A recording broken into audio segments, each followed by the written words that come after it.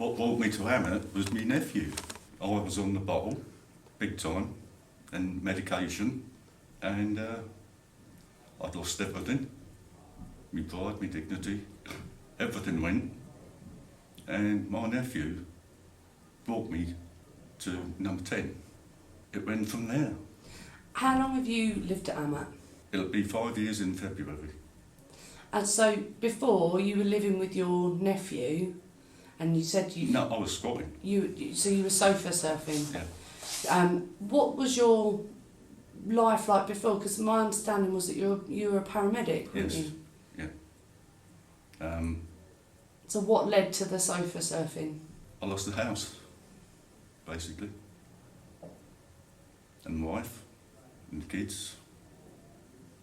From day one of coming to Amet, Donna was my support worker.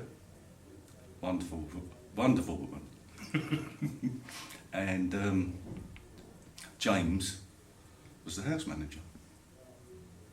And within an hour and a half of going into number 10, I was in my room. And it was onwards and upwards. So when you came to Amet, you said you were taking medication and you were drinking quite heavily. Yeah. So what changed? Did you have to engage with, you mentioned a support worker, how did they help you to stop that cycle? Encouraged me to volunteer, encouraged me to stop drinking, which I did. And as I say, it just blossomed from there. I started volunteering in Janice's shop. I ended up doing 5 days there. And now I've moved over. I'm now in the hub. So you're kind of the gatekeeper in the hub, aren't you? Seeing people in and making sure that people are safe. Yeah, meeting and greeting. Meeting and greeting. But you've recently taken on responsibility for the fishing club as well. Yes. Do you want to tell us a little bit about that? Well, I really know very little about the fishing club. I'm finding it out because I was an ardent fisherman, and it was most enjoyable yesterday, which was the first trip out, so to speak. But we had a good day. Thoroughly enjoyed it. So you have lived at Amet for 5 years, and part of that was as a supported resident. Yes. But my understanding is that now you've been offered a tenancy with us. So what does that mean? What's the difference? You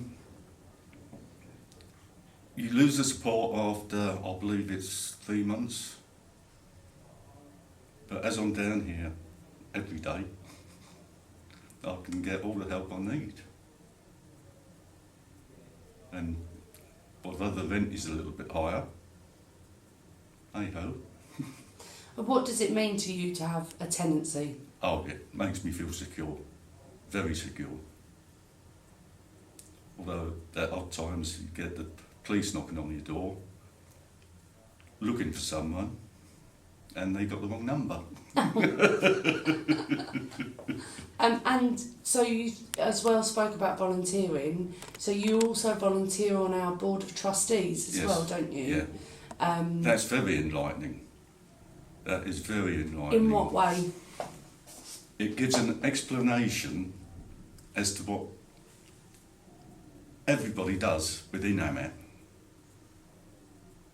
Not necessarily the bosses, but the residents, but it gives an explanation where the financing is and how it's arrived at. Very enlightening. Where do you think you'd be without Amet, Rod? About 6 foot under. Serious? Serious. Without a doubt. Yep. So do you feel like, because you said that you were previously married and had a house and children, and then when you came to Amet, you were kind of rock bottom. Yeah. So would it be fair to say that Amet, you found some joy again? Oh yes, without a doubt. I can remember Donna saying to me, on one of the visits, "How'd you like your room? You happy with it?" I said, "I'm grateful for it." But it's just between the going from being rock bottom to getting back on my feet. Yeah. Well, we're very grateful for you. And I'm so grateful for you. Thank you, Rod. You're welcome. Brilliant.